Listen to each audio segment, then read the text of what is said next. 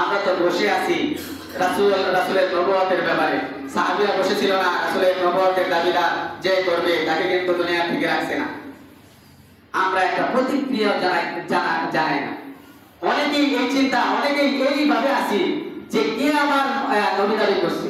গোলাম আহমদ কাদিয়ানী সম্পর্কে ধারণাই নাই, অথচ আমরা যদি আমাদের একটা কাপড় থাকে তখন এই কাপড়টা ছিঁড়ে গেল না, এই কাপড়টা ঠিক আছে একটু খেয়াল রাখি। আমার একটা সন্তান আছে, সন্তানটা ভালো কি খারাপ এটা একটু খেয়াল রাখি। আমার একটা দোকান আছে, দোকানের মধ্যে ইন্দুরে ধরছে কিনা মাল এটা আমরা খেয়াল রাখি। ব্যবসা আছে, ব্যবসা ইন্দুরে ধরছে কিনা, নষ্ট হয়ে যাচ্ছে না এটা খেয়াল রাখি। কিন্তু আমরা যে একটা ইসলাম ধারণ করলাম, এই ইসলামের মধ্যে কোনো ইন্দুর ঢুকছে কিনা, ইসলামের মধ্যে ইসলামকে ক্ষতি করার জন্য কোনো কিছু ঢুকছে কিনা এটা কোনো খেয়াল নাই। আসি মুসলমান থাকতেছি, কেনা কি করছে না করছে না। মুসলমানের দাবি হলো রাসূলুল্লাহ সাল্লাল্লাহু আলাইহি ওয়াসাল্লামের এই নবুয়তের ইজ্জত ঠিক রাখার জন্য।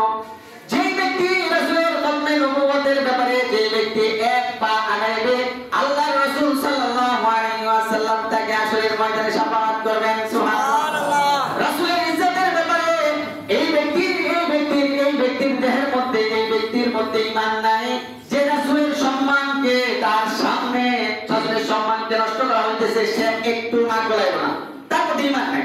রাসূল সাল্লাল্লাহু আলাইহি ওয়াসাল্লাম বলেন, আমাকে অসম্মান করতেছে তোমার সামনে, তুমি যদি ভদ্রতা দেখায়া যে জ্ঞান করার দরকার নেই। এরকম ভদ্র লোক যদি তুমি থাকো, তুমি একটা খারাপের চাইতে বেশি খারাপ। রাসূলের ইজ্জতের ব্যাপারে, আল্লাহর ইজ্জতের ব্যাপারে, ইসলামের ইজ্জতের ব্যাপারে কেউ যদি না গলায়, আর আমি যদি ভদ্রতা দেখায়া আমি যদি চুপ থাকি যে জ্ঞান করা ভালো না, ব্যর্থ করা ভালো না, এই চিন্তাই থাকি, এত ভদ্রশালী, এত ভদ্রতা আল্লাহ রাব্বুল আলামিন কোনো সময় গ্রহণ করে নেবে না। এই গোলাম আহমদ কাদিয়ানী এই বাংলাদেশের প্রথম থেকে এই গোলাম আহমদ কাদিয়ানীকে বাংলাদেশে যারা আছে তাদেরকে অমুসলিম ঘোষণার জন্য সব সময় তাওহীদি জনতা উলামায়ে কেরাম তারা দাবি করে আসছে। তারা এই ইসলাম নাম দিয়ে, ইসলামের নাম দিয়ে তারা এই ইসলামের মধ্যে ফিতনা সৃষ্টি করতেছে, রাসূলের নবুয়তের ব্যাপারে প্রশ্নবিদ্ধ করতেছে, রাসূলের নবুয়তকে প্রশ্নবিদ্ধ করতেছে। একে সরকারিভাবে কি বড় কাফের ঘোষণা দেওয়া হোক, অমুসলিম ঘোষণা দেওয়া হোক, এই পর্যন্ত বাংলাদেশে অমুসলিম ঘোষণা কেউ কোনো সরকার দেয় না। কিন্তু আফগানিস্তান এই অমুসলিম ঘোষণা দিচ্ছে, সৌদি আরব অমুসলিম ঘোষণা, পাকিস্তান অমুসলিম ঘোষণা, অন্যান্য তুরস্ক অমুসলিম ঘোষণা দিচ্ছে এই কাদিয়ানীদেরকে। কিন্তু আমাদের বাংলাদেশে এই বিষয়ে কোনো নাক গলায় না কোনো সরকার। এই যে আমাদের একটা বিরাট জাতীয় একটা সমাবেশ হবে কালকে, কাদিয়ানী বিরোধী সমাবেশ। এখানে বাংলাদেশের তাওহীদি জনতা সব ব্যাপারে আমাদের মতানৈক্য আছে। দেখা যায় আহলে হাদিসদেরকে দেখতে পারি না, যারা মাজারপন্থী তাদেরকে দেখতে পারি না, এরকম অন্যান্য ধর্মদেরকে দেখতে পারি না, অন্যান্য ফেরকাদেরকে দেখতে পারি না। কিন্তু এই কাদিয়ানীদের ব্যাপারে সবাই একমত হয়েছে। আহলে হাদিস একমত, যারা মাজারের অনুসারী তারাও একমত, এই কওমিরা একমত। এরকম ভাবে সব তাওহীদি জনতা যারা এক কালিমাকে বিশ্বাস করে সবাই একমত হয়েছে। কালকে এই জনসভায় সবাই একত্রিত হবে এবং সবার পক্ষ থেকে দাবি জানানো হবে যে কাদিয়ানীদেরকে অমুসলিম ঘোষণা করা হোক। আমরাও এই মসজিদ থেকে জানাই দিলাম, আমরাও একাত্মতা ঘোষণা করছি তাদের এই দাবির পক্ষে, যে আমরাও চাই কি এই কাদিয়ানীদেরকে অমুসলিম ঘোষণা করা হোক। এরা মুসলমানের ধর্ম নাম দিয়া মুসলমানের ইসলামের মধ্যে ফিতনা সৃষ্টি করবে, এটা হতে পারে না। রাসূলের ব্যাপারে বিসংকার করবে, এটা হতে পারে না। রাসূলের নবুয়তের বিরুদ্ধে বিসংকার করবে, এটা হতে পারে না। আমরা সবাই একমত যে কাদিয়ানীদেরকে কি করা হোক, অমুসলিম ঘোষণা করা হোক। বিশ্বনবী আলাইহিস সালাতু ওয়াস সালাম সারা পৃথিবী নয়, উভয় জাহান, আসমান জমিন, লৌহ কলম, সমস্ত মাখলুকের জন্য আল্লাহ রাব্বুল আলামিন এমন একটা রহমত হিসাবে পাঠিয়েছেন, এমন একটা বরকত হিসাবে পাঠিয়েছেন সমস্ত জাহানের জন্য। বিশ্বনবী আলাইহিস সালাতু ওয়াস সালাম ছিলেন রহমতের কাঙ্গালি। বিশ্বনবী আলাইহিস সালাতু ওয়াস সালামের মর্যাদা এবং বিশ্বনবী আলাইহিস সালাতু ওয়াস সালামের যে সম্মান ইজ্জত আল্লাহ রাব্বুল আলামিন সমস্ত জগৎ সৃষ্টির আগে এটা বর্ণনা করছেন। হযরত আদম আলাইহিস সালাতু ওয়াস সালামের সামনে এটা পেশ করছেন যে বিশ্বনবীর মর্যাদা কতটুকু। আপনার সন্তানদের মধ্যে, আপনার বংশের মধ্যে এমন একজন লোক আসবে যার নাম মুহাম্মদ সাল্লাল্লাহু আলাইহি সাল্লাম, এর মর্যাদা হবে এত বেশি। সমস্ত নবী রাসূলদেরকে জানায় দিয়েছেন যে বিশ্বনবীর মর্যাদা, পৃথিবীতে এমন একজন নবী আসবে, রাসূল আসবে যার মর্যাদা এত বেশি। সবাই আকাঙ্ক্ষা করছেন যে এই নবী কখন আসবে, যার মর্যাদা আল্লাহ বর্ণনা করছেন, এত ব্যাপক ভাবে বর্ণনা করছেন। এই নবী কখন আসবে, কোন যুগে আসবে, কার সন্তানদের মধ্যে আসবে, আমার সন্তানদের মধ্যে আসবে কিনা, তারা একটা আশা আকাঙ্ক্ষা নিয়ে তারা জীবনযাপন করছেন। হযরত আদম আলাইহিস সালামকে জানায় দেওয়ার পরে যে আমার সন্তান, আপনার সন্তানদের মধ্যে আসবে একজন নবী, তিনি হলেন মুহাম্মদুর রাসূলুল্লাহ সাল্লাল্লাহু আলাইহি ওয়াসাল্লাম। আদম আলাইহিস সালামকে দুনিয়াতে পাঠানো হলো। আদম আলাইহিস সালাম অপেক্ষায় থাকলেন যে আমার সন্তানদের মধ্যে, আমার সন্তানদের থেকে কে আসবে, কখন আসবে। তারা অপেক্ষায় থাকতেন যে বিশ্বনবী মুহাম্মদুর রাসূলুল্লাহ আসবেন, কখন আসবেন। নূহ আলাইহিস সালাম অপেক্ষায় থাকতেন যে আমার থেকে মনে হয় আসবে। লূত আলাইহিস সালাম অপেক্ষায় থাকতেন যে আমার থেকে আসবে। ইদ্রিস আলাইহিস সালাম অপেক্ষায় থাকতেন আমার থেকে আসবে। মুসা আলাইহিস সালাম অপেক্ষায় থাকতেন মনে হয় বিশ্বনবী আমার থেকে আসবে। তাওরাতে নাযিল হলো যে বিশ্বনবী আসবে, তখন তাওরাতে মুসা আলাইহিস সালাম চিন্তা করতেন যে মনে হয় আমার বংশধারা থেকে আসবে, আমার সন্তানদের মধ্য থেকে আসবে, আমি তার হাতে বাইয়াত হইতে পারবো। সুবহানাল্লাহ। সমস্ত নবী রাসূলরা চিন্তা এই আশা আকাঙ্ক্ষা রাখছেন যে বিশ্বনবী এত মর্যাদাবান, যাকে সৃষ্টি না করলে জগৎ সৃষ্টি হবে না, যার সম্মানে জগতের সম্মান, যার ইজ্জতে জগতের ইজ্জত, যার বেঁচে থাকাটা জগতের বেঁচে থাকা, এমন নবী মনে হয় আমার থেকে আসবে। তাওরাতে নাযিল হয়ে গেল যে বিশ্বনবীর মর্যাদা। মুসা আলাইহিস সালাম পাগল হয়ে গেলেন যে আমার মধ্য থেকে বিশ্বনবী আসবে। আস্তে আস্তে প্রত্যেকজন নবী রাসূলগণ আশায় থাকতেন যে আমার থেকে আসবে। হযরত ইব্রাহিম আলাইহিস সালামের কাছে ইব্রাহিম আলাইহিস সালাম বললেন যে আমার থেকে আসবে। হয়ে গেল হযরত ইসমাঈল, হয়ে গেল হযরত ইসহাক, হযরত ইসহাক আলাইহিস সালাম। সবাই অপেক্ষা রাখতেন যে আমার সন্তান মনে হয় মুহাম্মদুর রাসূলুল্লাহ আসবে। শেষ পর্যন্ত ইব্রাহিম আলাইহিস সালাম দুইজন সন্তান, প্রসিদ্ধ দুইজন সন্তান, এর মধ্যে হলো ইসহাক এবং ইসমাঈল আলাইহিস সালাম। ইসহাক আলাইহিস সালামের বংশধরে প্রায় 25 জন, গালে বানের চাইতে বেশি হতে পারে। ইসহাক পর্যন্ত হযরত ইসহাক আলাইহিস সালামের মধ্যে নবী ছিল, এর মধ্যে মাঝে ইসহাকের পুত্র নবী, ইসহাকের পুত্র নবী, এর পুত্র নবী, এর পুত্র নবী, এর পুত্র নবী, প্রায় 25 জন নবী অতিক্রান্ত হয়েছে। সবাই অপেক্ষায় থাকতেন আমার সন্তান ইসহাকের পুত্র ইয়াকুব। ইসহাক চিন্তায় থাকতেন যে আমার থেকে যে সন্তান আসবে মনে হয় তার ঘোষণা আসবে এখনই। ইসহাকের পুত্র ইয়াকুবের পুত্র থেকে যে সন্তান আসছে মনে হয় আশায় থাকতেন যে মনে হয় আমার থেকে আসবে। এরকম ভাবে হযরত ঈসা পর্যন্ত চলে গেল। 25 জন গালে বানের চাইতে বেশি হতে পারে। সবাই চিন্তা করছে যে আমার সন্তানদের পক্ষ থেকে মনে হয় কি আমি হব সঠিক ভাগ্যবান নবী পিতা, ভাগ্যবান নবী পিতা। ইসহাকের লাস্টের নবীর নাম ইসহাকি বংশ। হযরত ইব্রাহিম থেকে যে নবী আসছে, এই নবীর লাস্ট যে নবী, 25 জনের লাস্টের নবী, এই নবীর নাম ছিল কি ঈসা আলাইহিস সালাম। কিন্তু ইব্রাহিম আলাইহিস সালামের আরেকজন সন্তান, ওনার নাম ছিল ইসমাঈল আলাইহিস সালাম। দুইজন সমসাময়িক ছিলেন। এই দুইজনের মধ্যে দুইজনের বংশধারায় ঈসা আলাইহিস সালাম পর্যন্ত 25টা ধাপ গেছে, 25টা ধাপেই নবী আছে। কিন্তু ইসমাঈল আলাইহিস সালাম থেকে ঈসা আলাইহিস সালাম পারি হয়ে গেছে, একজন নবীও আসে না, একজন নবীও আসে না। আর ইসহাকের বংশে 25 জন নবী আসছে। সবাই চিন্তায় রয়েছে যে আমার সন্তান মনে হয় মুহাম্মদুর রাসূলুল্লাহ ঘোষণা আসবে, কিন্তু হয় নাই। শেষ পর্যন্ত হযরত ইসমাঈল আলাইহিস সালাম এর মাঝে কোনো নবী নেই। শেষ ঈসা আলাইহিস সালামের 600 বছর পরে আল্লাহ রাব্বুল আলামিন হযরত আব্দুল্লাহর ঘর থেকে ঘোষণা দিলেন যে তিনি হলেন কি মুহাম্মদুর রাসূলুল্লাহ সাল্লাল্লাহু আলাইহি ওয়াসাল্লাম।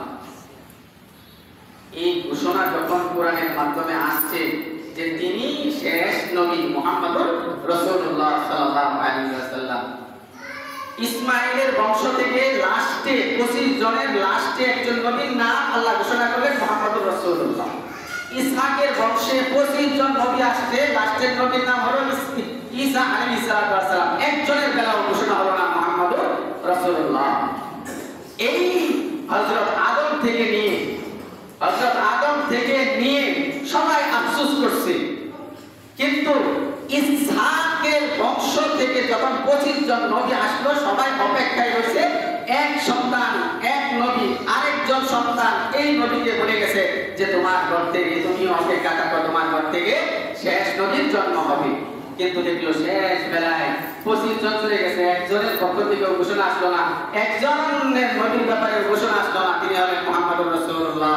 যখন ইসমাইলের বংশ থেকে যখন দ্বিতীয় ভাই ইসমাইলের বংশ থেকে যখন 25 দাতের পরে মুহাম্মদুর রাসূলুল্লাহ ঘোষণা আসলো, তখন এই নবীগণের যে উত্তর হয়েছিল তারা মনক্ষুণ্ণ হয়ে গেছে। কেন আমরা এই ভাগ্যবান নবীর বংশে হইলাম না, এই ভাগ্যবান নবীর পিতা হইলাম না, এই ভাগ্যবান নবীর দাদা হইলাম না, এই ভাগ্যবান নবীর পরদাদা হইলাম না, এই ভাগ্যবান নবীর বংশ দ্বারাই আমরা পেলাম না। অতএব আমরা এই নবীকে মানব না। নাউজুবিল্লাহ। ইসমাইলের বংশের নবীকে মানব না। এইজন্য ইহুদিরা হযরত রাসূলুল্লাহ সাল্লাল্লাহু আলাইহি ওয়াসাল্লামকে মানে না, খ্রিস্টানরা ঈসা হযরত মুহাম্মদুর রাসূলুল্লাহ সাল্লাল্লাহু আলাইহি ওয়াসাল্লামকে মানে না, কারণ তারা হিংসা বশবর্তী হয়ে এই মুহাম্মদুর রাসূলুল্লাহকে নবী হিসেবে না মেনে তারা চির অভিশপ্ত হয়ে গেছে। তারা এখনো দাবি করে যে মুহাম্মদুর রাসূলুল্লাহ নবী নয়, নবী অবশ্যই আসবে, কিন্তু এখনো এই নবী আসে না। এই কারণে তারা কাঁদবে। এই কারণে কি তারা কাঁদবে? এই যে শত্রুতার একটা ধারাবাহিকতা, ইহুদি এবং নাসারাদের যে শত্রুতার একটা ধারাবাহিকতা, এটা এখন পর্যন্ত জায়েজ। বিশ্বনবী আলাইহিস সালাতু ওয়াস সালাম জগতের মানুষদেরকে, তার সময়ের মানুষদেরকে দাওয়াত দিতেন, তখন তারা উত্তর দিত, আমি তোমাকে বিশ্বনবী শেষ নবী হিসাবে আমি তোমাদেরকে মানব না, আমরা তোমাদেরকে মানব না। কেন মানে না? কারণ আমার বংশ থেকে আসে নাই, এই কারণে মানে। শেষ বেলায় বিশ্বনবী আলাইহিস সালাতু ওয়াস সালাম যখন আস্তে আস্তে নবুয়তি দাওয়াত দিতে শুরু করলেন, বিশ্বনবী আলাইহিস সালাতু ওয়াস সালাম একটা বিরাট বাহিনী প্রস্তুত করে ফেললেন এক কালিমার উপর, লা ইলাহা ইল্লাল্লাহ মুহাম্মাদুর রাসূলুল্লাহ, আল্লাহকে এক মানো এবং আমি মুহাম্মদ সাল্লাল্লাহু আলাইহি ওয়াসাল্লামকে আল্লাহর প্রেরিত রাসূল হিসেবে তোমরা মেনে নাও। হাজারো মানুষ মেনে নিয়েছে, কিন্তু হাজারো মানুষ মেনে নেয় নাই। কারা মেনে নেয় নাই? যাদের দিলের ভিতরে একটা হিংসার আগুন জ্বলে আছে। কিন্তু যখন শেষ বেলায় তাদের এই মতের বিরুদ্ধেও রাসূলুল্লাহ সাল্লাল্লাহু আলাইহি ওয়াসাল্লাম এরকম ভাবে নবুয়তি কাজ পরিপূর্ণ করে গেলেন, পরিপূর্ণতায় শীর্ষে পৌঁছে গেলেন, তখন তারা চিন্তা করলো মুহাম্মদুর রাসূলুল্লাহকে এরকম ভাবে থামানো যাবে না। আমরা তো থামাইতে পারলাম না, আমরা হেরে গেলাম।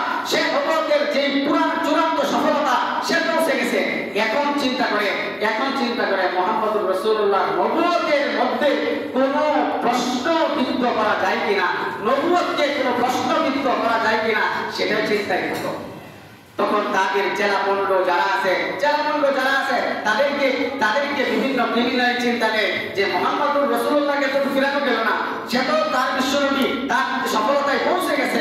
এখন তার এই নবুয়তের ব্যাপারে কোনো কিলোকাল যদি আমরা রেখে দিতে পারি, কোনো প্রশ্নবিদ্ধ এই নবুয়তকে প্রশ্নবিদ্ধ করে যেতে পারি, এটাই হবে আমাদের কিছু না কিছু সফলতা। তারা এই চিন্তা ভাবনা করলো। আল্লাহ রাসূল সাল্লাল্লাহু আলাইহি ওয়াসাল্লাম ইখলাসের ভিত্তিতে দাওয়াত দিতে শুরু করলেন, ইখলাসের ভিত্তিতে নবুয়তি কাজ করতে শুরু করলেন। সেই বেলায় বিশ্বনবী আলাইহিস সালাতু ওয়াস সালাম কে আল্লাহ রাব্বুল আলামিন জানিয়ে দিলেন, আল-ইয়াউমা আকমালতু লাকুম দীনাকুম ওয়া আতমামতু আলাইকুম নি'মাতি ওয়া রাদিতু লাকুমুল ইসলাম দীনা। আল্লাহর পক্ষ থেকে জানিয়ে দেওয়া হয়েছে যে আমি আপনার মাধ্যমে এই ইসলামকে পরিপূর্ণতায় পৌঁছে দিলাম। এর দ্বারা উদ্দেশ্য কি? আর কোন নবী আসবে না, শেষ নবী তিনি হলেন আপনি মুহাম্মদুর রাসূলুল্লাহ সাল্লাল্লাহু আলাইহি ওয়াসাল্লাম। নবুয়তের আর ওহির দরজা আর থাকলো না। আপনার দ্বারাই হযরত আদম থেকে নিয়ে এই আপনা পর্যন্ত ইসলামের দাওয়াতকে আমি পরিপূর্ণ করে দিলাম। এটাই আমার শেষ নবুয়তের যে দ্বারা, এটাই হলেন আপনি মুহাম্মদুর রাসূলুল্লাহ। আল্লাহ রাব্বুল আলামিন জানেন বিশ্বনবীকে উঠায় নেওয়া হবে এমন সময় ওই যে তারা চিন্তা ভাবনা করছে যে মুহাম্মদকে তো ফিরানো গেল না, মুহাম্মদের নবুয়তের মধ্যে প্রশ্নবিদ্ধ করা যায় কিনা, এমন কিছু ক্রিমিনালি চিন্তা তোমরা থাকো। সেই চিন্তায় একজন লোক দাঁড়ায় গেল, আমি হলাম মুহাম্মদুর রাসূলুল্লাহ, শেষ নবী, এই উম্মতের মধ্যে শেষ নবী হলাম আমি মুসাইলামাতুল কাযযাব। রাসূল যখন দুনিয়া থেকে উঠে যাবে, এর আগেই এই লোকটা মুসাইলামাতুল কাযযাব সে তাকে নবী দাবি করতে শুরু করলো যে আমি হলাম শেষ নবী। তাই মুসাইলামাতুল কাযযাব ছিলেন ওই যে হিংসুকদের গোষ্ঠীর মধ্য থেকে একজন, যারা হিংসা করছে তাদের মধ্য থেকে একজন হলো মুসাইলামাতুল কাযযাব। এই মুসাইলামাতুল কাযযাব নবী হিসেবে দাবি করলো। বিশ্বনবীকে আল্লাহ রাব্বুল আলামিন দুনিয়া থেকে উঠে নিয়ে গেলেন। শেষ পর্যায়ে আসলো হযরত আবু বকর সিদ্দিক রাদিয়াল্লাহু তাআলা। আবু বকর সিদ্দিক রাদিয়াল্লাহু তাআলা চিন্তা করলেন যে খতমে নবুয়তের শেষ নবীর যে মর্যাদা, খতমে নবুয়তের যে মর্যাদা ইজ্জত আপনি এটাকে টিকায় রাখতে হবে। কারণ আল্লাহর ঘোষণা হলো আমাদের নবী মুহাম্মদুর রাসূলুল্লাহ হলেন শেষ নবী, কিন্তু এরপরে যে নবী দাবি করছে এই প্রশ্নবিদ্ধ এবং এই ইজ্জত, নবীর ইজ্জতকে টিকায় রাখতে হবে, এর বিরুদ্ধে যুদ্ধ ঘোষণা করতে হবে। হযরত আবু বকর সিদ্দিক রাদিয়াল্লাহু তাআলা এই চিন্তায় সমস্ত সাহাবীদেরকে নিয়ে ঘোষণা করলেন যে এদের বিরুদ্ধে, এদেরকে দাওয়াত দাও, এর দাওয়াত দেওয়ার পরেও যদি না মানে তাদের বিরুদ্ধে যুদ্ধ ঘোষণা করা হবে। দাওয়াত দেওয়া হলো, আবার তাদের উপর চড়াও হয়ে গেল যে তোমরা কি বলো, আমরা তোমাদের বিরুদ্ধে যুদ্ধ ঘোষণা করব, কারণ আমি হলাম মুসাইলামাতুল কাযযাব শেষ নবী। নাউযুবিল্লাহি মিন যালিক। হযরত আবু বকর সিদ্দিক রাদিয়াল্লাহু তাআলা ঘোষণা করে দিলেন এই যুদ্ধটার নাম হলো রিদ্দার যুদ্ধ। এই যুদ্ধটার নাম কি? রিদ্দার যুদ্ধ। এই যুদ্ধটা এত ভয়ানক ভাবে হয়েছিল, এই যুদ্ধটার মধ্যে প্রায় 40,000 চেলা মুন্ডা জমায়েত করছিল কে? এই মুসাইলামাতুল কাযযাব। তার অনুসারী হয়ে গেছে এই মুসাইলামা, তো এই মিথ্যা নবী দাবিদার মুসাইলামাতুল কাযযাবের অনুসারী হয়েছিল কতজন? 40,000। শেষ পর্যন্ত হযরত আবু বকর সিদ্দিক রাদিয়াল্লাহু তাআলা এই যুদ্ধ ঘোষণা করলেন। যুদ্ধ ঘোষণার পর এই যুদ্ধের সেনাপতি ছিলেন খালিদ বিন ওলীদ রাদিয়াল্লাহু তাআলা এই যুদ্ধের সেনাপতি ছিলেন। এই যুদ্ধ ঘোষণা করা হলো, যুদ্ধ মুসলমান বিজয়ী হয়েছে। সুবহানাল্লাহ, মুসলমান বিজয়ী হয়েছে। এই মুসাইলামাতুল কাযযাব এই কাফেরদের, এই লিডারদের মধ্যে, কাফেরদের এই সৈন্যদের মধ্যে সেনাপতি ছিলেন কে এবং নেতৃত্ব দান করছেন কে? মুসাইলামাতুল কাযযাব। এই মুসাইলামাতুল কাযযাব দুনিয়া থেকে একবারে উঠায় দেওয়া হয়েছে এই যুদ্ধের মধ্যে। কার মাধ্যমে জানেন? এটা আরেক ঘটনা। যখন যুদ্ধ শুরু মাঝামাঝি পর্যায়ে গেছে, তখন একজন সাহাবীর নাম ছিল ওয়াহশী রাদিয়াল্লাহু তাআলা আনহু। এই ওয়াহশী সে চিন্তা ভাবনা করছে যে আমি এই মুসাইলামাতুল কাযযাবকে হত্যা করব, একটা পাপের প্রায়শ্চিত্ত নিব। এই আল্লাহর দুশমন, রাসূলের দুশমনকে মেরে আমি আমার জীবনের একটা কাফারা দিব। কি এই প্রায়শ্চিত্তকারীটা আমি বলতেছি। এই মুসাইলামাতুল কাযযাবকে সে একটা তীর নিক্ষেপ করলো, এই তীরে যায় মুসাইলামাতুল কাযযাবের হাড়ের মধ্যে যায় এরকম ভাবে ঢুকে, তারপরে এই জায়গার মধ্যে পড়ে সে মারা যায়। এই মারা যাওয়ার পরে সে তার এই গলাটাকে কেটে খালিদ বিন ওলীদ রাদিয়াল্লাহু তাআলা আনহুর কাছে নিয়ে যায়, বলে যে এই আমিরুল মুমিনিন, এই যে দেখেন আমি একজন ইসলামের শত্রুকে আপনার সামনে উপস্থাপন করছি। আমি কেন করছি জানেন? আমি বিশ্বনবী আলাইহিস সালাতু ওয়াস সালামের চাচা হামজা রাদিয়াল্লাহু তাআলা আনহুকে হত্যা করছিলাম। আমি হামজাকে হত্যা করছিলাম। আমি যখন জাহিলিয়তের যুগে ছিলাম, জাহিলিয়তের যুগে আমি উহুদের যুদ্ধের সময় যখন কাফেরদের পক্ষ থেকে ঘোষণা আসলো যে আপনি হামজাকে হত্যা করো, আমি হামজাকে হত্যা করলাম। আমি হামজাকে হত্যা করে শুধু ক্ষান্ত হই নাই, আমি হামজাকে হত্যা করে তার কলিজাটাকে আমি কি চাবায়া খাইছি। নাউযুবিল্লাহ। শেষ পর্যন্ত আমাকে আল্লাহ রাব্বুল আলামিন হিদায়াত দান করলেন। আমি বিশ্বনবী সাল্লাল্লাহু আলাইহি ওয়াসাল্লামের সাহাবীর কাছে যায়া আমার সেই অপরাধের কথা স্মরণ করলাম। অপরাধের কথা স্মরণ করায়া বললাম যে আমি বিশ্ব বিশ্বনবীকে মেনে নিলাম, সুবহানাল্লাহ, আমি বিশ্বনবীকে মেনে নিলাম। তারপর সাহাবী বলে যে এটা আমার কাছে আসলে তো হবে না, বিশ্বনবীর কাছে যান আপনি, যারা বলেন যে আমি মুসলমান হইতে চাই, আমি ইসলাম ধর্ম গ্রহণ করতে চাই, আমার সমস্ত পাপের জন্য আমি প্রায়শ্চিত্ত স্বরূপ আমি ইসলাম ধর্ম গ্রহণ করতে চাই। এই ওয়াহশী রাসূলুল্লাহ সাল্লাল্লাহু আলাইহি ওয়াসাল্লামের কাছে যাওয়ার পরে রাসূলুল্লাহ সাল্লাল্লাহু আলাইহি ওয়াসাল্লাম মুখ ফিরিয়ে নিলেন, তার থেকে মুখ ফিরিয়ে নিলেন। আমার ওই দিক দিয়ে যা বলে যে ইয়া রাসূলুল্লাহ আমাকে একটু দেখেন না, আমার আপনার এই নজর মুবারকটা আমার দিকে ফেরান না একটু। তারপর সেই সামনে দিয়ে যায়, সে আবার রাসূল সাল্লাল্লাহু আলাইহি ওয়াসাল্লাম আবার মুখ ফিরিয়ে নিলেন, এরকম করে চতুর্দিকে ঘোরাঘুরি করলো। রাসূলুল্লাহ সাল্লাল্লাহু আলাইহি ওয়াসাল্লামকে বলল যে ইয়া রাসূলুল্লাহ আমি ইসলাম ধর্ম গ্রহণ করার জন্য আপনার কাছে আসছি। তখন রাসূলুল্লাহ সাল্লাল্লাহু আলাইহি ওয়াসাল্লাম নিচের দিকে তাকাইয়া বলে যে তুমি কালিমা পড়ো লা ইলাহা ইল্লাল্লাহ মুহাম্মাদুর রাসূলুল্লাহ। রাসূলুল্লাহ সাল্লাল্লাহু আলাইহি ওয়াসাল্লাম এই কালিমা পড়ানোর পরেও তার দিকে, তার মুখের দিকে তাকায় নাই। কেন জানেন? এই কথার পরে উত্তরটা রাসূল সাল্লাল্লাহু আলাইহি ওয়াসাল্লাম কেন দিলেন? কেন ঘুরান না তার দিকে মুখ ঘুরান না? তখন বলতেছেন ইয়া রাসূলুল্লাহ আমার দিকে একটু আপনার নজর মুবারক দেন না। তখন ওয়াহশীকে রাসূলুল্লাহ সাল্লাল্লাহু আলাইহি ওয়াসাল্লাম বললেন যে আপনি এমন একটা কাজ করছেন যে আমার কলিজার টুকরা চাচা, আমার কলিজার টুকরা, আমার জান, আমার প্রাণ, যে চাচারা কোনো সময় আমাকে প্রাথমিক পর্যায়ে ইসলাম ধর্মে দীক্ষিত হইয়া আমার সফর সঙ্গী হইছে না, আমার পাহারাদার হইছে না, এমন একজন চাচাকে আপনি হত্যা করলেন যিনি আমার শুরু থেকে, আমি হামজা, যিনি আমার শুরু থেকে আমার সঙ্গ দিয়েছেন, আমাকে দেখভাল করছেন ইসলাম ধর্ম কবুল করে। এমন একজন চাচাকে আপনি এত অপমান করে, এত হিংস্রভাবে আপনি হত্যা করছেন যে এই চাচার কলিজাটা আপনি চাবায়া চাবায়া খাইছেন। আজকে যদি আপনার দিকে আমি তাকাই, আমার এই কলিজার টুকরা চাচার কথা মনে হয়ে যায়। আপনি কিয়ামত পর্যন্ত, মৃত্যু পর্যন্ত আমার সামনে আপনি আসবেন না, আমার সামনে আপনি আসবেন না। আমি আপনার জন্য আল্লাহর কাছে দোয়া করব, ইসলাম ধর্ম কবুল করছেন, আপনি জান্নাতি হওয়ার জন্য আল্লাহর কাছে দোয়া করব। কিন্তু আমি এই কারণে আপনার দিকে তাকাই না, তাকাবো না, আপনাকে সামনে আসতে নিষেধ করছি। আপনি সামনে আসলে আমার কলিজার টুকরা চাচার কথা মনে হয়ে যায়। ইসলাম ধর্ম তো কবুল করছে, শান্তি, কিন্তু রাসূলের যে একটা মনের মধ্যে একটা কষ্ট, এই কষ্টটার কারণে এই সাহাবী ওয়াহশী রাদিয়াল্লাহু তাআলা আনহু নিজের মধ্যে একটা কষ্ট চাপা দিয়ে রাখলেন। কি করলাম রে, কি করলাম, কি করলাম, কি করলাম। শেষ বেলায় সে চিন্তা করলো এই মুসাইলামাকে মেরে আমি আমার প্রায়শ্চিত্তের কথা আল্লাহর কাছে বলবো যে আমি ছিলাম রাসূলুল্লাহ সাল্লাল্লাহু আলাইহি ওয়াসাল্লামকে কষ্ট দিছি, কিন্তু শেষ বেলায় আমি আপনার দুশমন, রাসূলের একটা প্রধান দুশমনকে আমি হত্যা করছি, আল্লাহ আমাকে মাফ করেন। রাসূল আমার প্রতি যে মনোক্ষুণ্ণ আপনি উঠেন। শেষ পর্যন্ত এই রাগ, এই হিংসা, এই আগুন সে নিজের মধ্যে লুকায় রাখছে, আল্লাহ এক দুশমনকে মেরে এটার প্রায়শ্চিত্ত সে করছে। সুবহানাল্লাহ। এই ওয়াহশী রাদিয়াল্লাহু তাআলা আনহু এই মুসাইলামাতুল কাজ্জাবকে হত্যা করছেন। কেন হত্যা করছে? সে শেষ নবী দাবি করছে, রাসূলকে শেষ নবী হিসাবে মেনে নেয় না।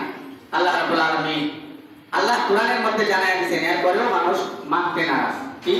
মা কানা মুহাম্মাদুন আবা আহাদিস মিন রিজালিকুম ওয়ালাকিন রাসূলুল্লাহি খাতামান নাবিয়্যিন। আল্লাহ জানায় দিয়েছে, কাফেররা একটা শর্ত আছে, ওই যে আমি প্রথমে বলছিলাম যে রাসূলের নবুয়তকে তো ফিরিয়ে রাখা যাইল না। এখন এই রাসূলের নবুয়তের ব্যাপারে আমরা একটা প্রশ্ন উত্তর করব। কি? তারা চিন্তা করলো যে রাসূলের সন্তান, আমি আগে একটা কথা বলে নিই। দেখেন আল্লাহ রাব্বুল আলামিন এই নবুয়ত, খতমে নবুয়ত কি সত্যভাবে এই খতমে নবুয়তের কিচ্ছুন থেকে রাখছেন। রাসূলুল্লাহ সাল্লাল্লাহু আলাইহি ওয়াসাল্লামের মেয়ে ছিলেন 4 জন, ছেলে ছিলেন 3 জন, ছেলে ছিলেন 3 জন। ছোট্টকালী সন্তানদেরকে, সে সন্তানদেরকে আল্লাহ রাব্বুল আলামিন উঠায় দিয়েছেন। রাসূলের একজন সন্তানকে উঠায় দিয়েছেন, বংশধারা একবারে বাতিল করে দিয়েছেন। এটা কেন করলেন আল্লাহ রাব্বুল আলামিন? এটা কেন করলেন? প্রত্যেকটা তাফসীরের কিতাবে এটা একমত বর্ণনা করলেন যে আজকের এই জামানা, শেষ নবীর যে জামানা, শুধু খালি বলে যে আমরা হযরত আব্বাস রাদিয়াল্লাহু তাআলা এর বংশধর, এই লোকটাকে শ্রদ্ধা করতে শুরু করে। এটা কি সত্য না মিথ্যা এটা বলে না, বলে সাইয়্যিদ অমুক, সাইয়্যিদ অমুক। তারপরে কে হাজার হাজার মানুষ যায় তার পায়ে সাজদা দেয়, তাকে প্রভু হিসাবে মানে, নবী হিসাবে মানে, পূজা করে থাকে। যদি রাসূলুল্লাহ সাল্লাল্লাহু আলাইহি ওয়াসাল্লামের সন্তান থাকতো, রাসূলুল্লাহ সাল্লাল্লাহু আলাইহি ওয়াসাল্লামের একটা সন্তান থাকলে করে নিত, রাসূলকে শেষ নবী মানত না তারা। রাসূলের সন্তানদের কেউ এত ভক্ত হইয়া যাইত, নিজের অন্তর্ভুক্ত এত হইয়া যাইত তার প্রতি যে রাসূলের সন্তান আছে মানে এর পরবর্তী আরো কোন নবী আছে, এরকম ভাবে মেনে নিত। এই জন্য আল্লাহ রাব্বুল আলামিন শুভ চিন্তায় আল্লাহ রাব্বুল আলামিন রাসূলের সন্তানদেরকে থেকে ছোট্ট কালে দুনিয়া থেকে উঠায় নেওয়া হয়। এই জন্যই যে কোনো মানুষ এটা চিন্তা ধারণা করতে না পারে যে রাসূলের পরে আরো কোন নবী আসবে। এত শক্তভাবে রাসূলের একটা সন্তানকে রাখলেন না। আমাকে যদি বলা হয়, একটা সাধারণ মানুষদেরকে যদি বলা হয় যে রাসূলের একটা সন্তান নাই, এটা একটা কষ্টের বিষয়। রাসূলের একটা বংশধারা নাই, এটা একটা কষ্টের বিষয়। রাসূলকে গালি দিত, সন্তানকে নির্বংশাবলীতে গালি দিত কাফেররা, যে এর কোনো সন্তান নাই, এটা নবী মানলে কি হবে, একে নবী মানলে কি হবে। যখন দেখলেন রাসূলের সন্তান পর্যন্ত নাই, বংশধারা পর্যন্ত নাই, এখন কাফেররা সব আঁকলো যে রাসূল সন্তান নাই। শেষ পর্যন্ত একজন সন্তান কি যায়েদ ইবনে হারেসাকে পালক নিছে, তাকে সন্তান বানাইছে। শেষ পর্যন্ত এটাকে কাজে লাগাইতেছে কাফেররা, বলতে শুরু করলো যায়েদ ইবনে মুহাম্মদ, যায়েদ ইবনে মুহাম্মদ। রাস্তা দিয়ে যায়েদ যায়, তখন বলে যায়েদ ইবনে মুহাম্মদ, মানে মুহাম্মদের পুত্র যায়েদ। এদিকে যায় যায়েদ ইবনে মুহাম্মদ, মুহাম্মদের পুত্র যায়েদ। কেন বানাইতেছে একটু চিন্তা করেন, যে রাসূলের সন্তান বানাইতেছে যাতে ভবিষ্যতে এই যায়েদের বংশ থেকে যে সন্তান আসবে এটাকেও মানুষ নবী হিসাবে মেনে নেয়, নবী হিসাবে মেনে নেয়। এই জন্য আসলেই এটা সামাজিকভাবে ছড়াইতেছে যে মুহাম্মদের পুত্র হলো যায়েদ, যায়েদের বংশধারা থেকে যত সন্তান আসবে তোমরা তাকে নবী মাইনো, তোমরা তাকে প্রভু মাইনো, তোমরা তাকে পথনির্দেশক মাইনো। এরকম একটা ফেতনা বাজানোর জন্য এই তারা একটা শখ আছে। আল্লাহ রাব্বুল আলামিন জানায় দিলেন, মা কানা মুহাম্মাদুন আবা আহাদিন মির রিজালিকুম ওয়ালাকিন রাসূলুল্লাহি খাতামান নবিয়্যিন।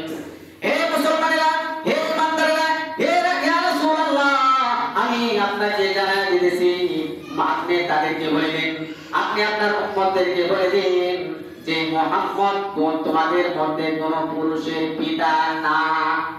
মুহাম্মদ তোমাদের পুরুষের মধ্যে কোন কারো পিতা না।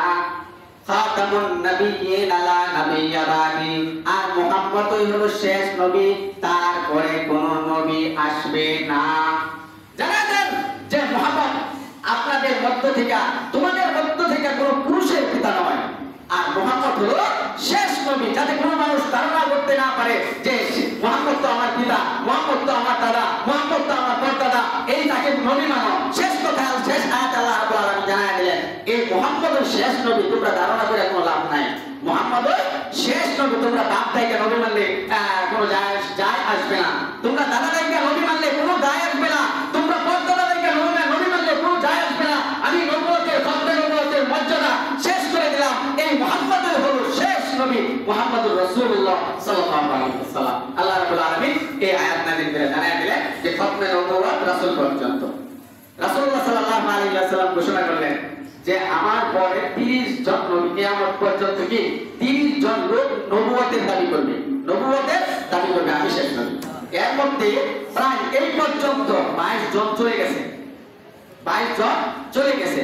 23 জনের মধ্যে আসছে আমাদের জমানায় কাদিয়ানী গোলাম মুহাম্মদ কাদিয়ানী। সে বিশ্বনবী দাবি করছে মুহাম্মদ শেষ নবী না, মুহাম্মদের পরে আমাকে আল্লাহ রাব্বুল আলামিন পাঠাইছে মুহাম্মদের সাল্লাল্লাহু আলাইহি ওয়াসাল্লামের সম্পূর্ণ দায়িত্বগুলো পালন করার জন্য। এই নবী দাবি করে বলছে। একটা ভয়ানক সংবাদ দিতেছি, রাসূল বলে গেছেন যে আমার পরে 30 জন নবী আসবে, 30 জন নবী দাবি করবে। এই নবীরা মিথ্যা নবী দাবি করবে। এর মধ্যে কিয়ামত পর্যন্ত 30 জন, এর মধ্যে 22 জন চলে গেছে, আছে কয়জন? 12 জন। 12 জন শেষ হবে আর কিয়ামত শুরু হয়ে যাবে। একটা বেলায় 12 জন শেষ হবে, কিয়ামত শুরু হয়ে যাবে। 23 জনের মধ্যে হয়ে গেছে, 23 জনের মধ্যে একজন হলো মুসাইলামাতুল কাযযাব। না, শেষটা 23 জনের মধ্যে 23 নাম্বারটা হলো কি এই গোলাম মুহাম্মদ কাদিয়ানী, প্রথমটা হলো কি মুসাইলামাতুল কাযযাব। এই 23 জনের লাস্টে যেটা, সেটা হলো